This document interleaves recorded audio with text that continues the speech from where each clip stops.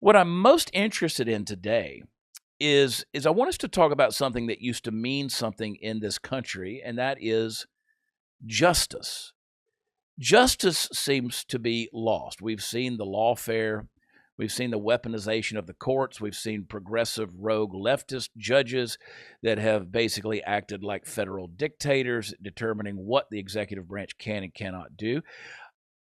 We've seen justice sort of become just us, and it tends to apply only to the elites. And I'm not interested in, the cherry-picked courtroom theater for the cameras. I mean, real, equal, under the law, blindfold on Lady Liberty kind of justice. A lot of us are at a point in life where we don't even remember what justice is, because lately it feels like we've entered this strange upside-down world where those who trample the Constitution get rewarded with speaking gigs and Netflix deals, while the ones who dare to defend it get labeled extremists. Now, I want you to imagine that you wave the flag, quote the Founding Fathers, raise concerns at a school board meeting, and suddenly you're on the watch list. It's what's happening in our country these days. Meanwhile, you have people who lie under oath.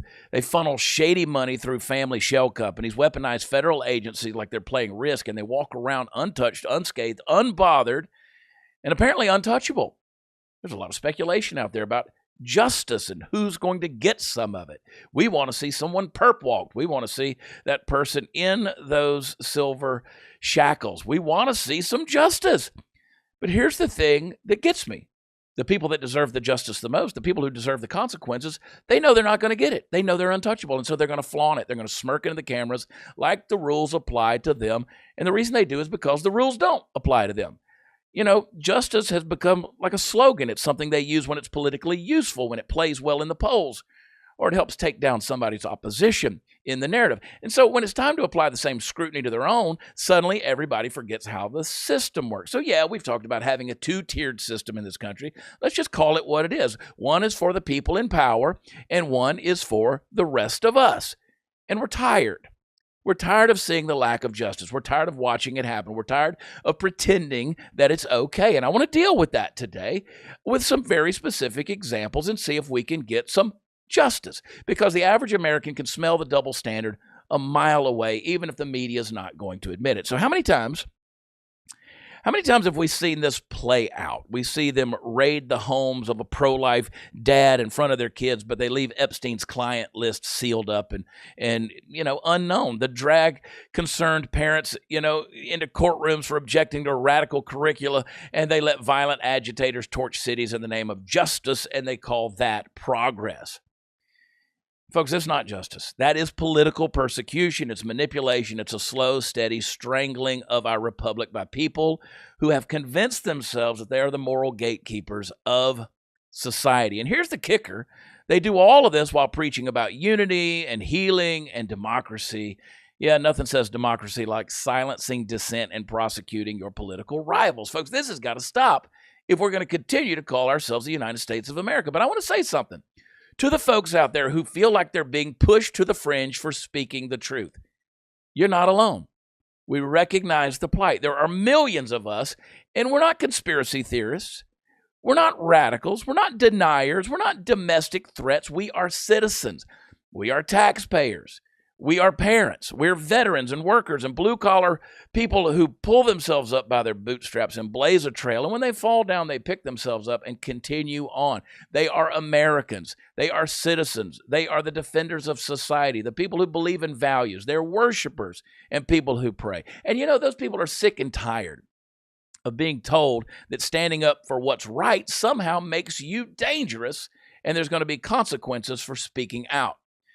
Just last night, I spoke at an event of about 200 Republicans here locally, north of Houston, in the Montgomery County area of Texas, a very conservative area, very red place here. And I was speaking, and there was general public who were behind the audience, and they were in a public area. They were walking past, and I was talking about the last 4 years as compared to the last 100 days of the Trump administration, and lots of winning that we're experiencing right now. And as in the middle of that, one of the guys who was in the back, he walked past with his 9-year-old daughter, and he mimicked putting a gun in his mouth, looked at me and said, "Kill yourself," and pretended to pull the trigger. This is the type of thing that people can't argue or debate or discuss their ideas or their ideals. And so we're seeing people who have no sense of justice or understanding resort to acts and recommendations of violence. Folks, if you're out there defending the Constitution, if you're out there telling the truth, you're not a problem.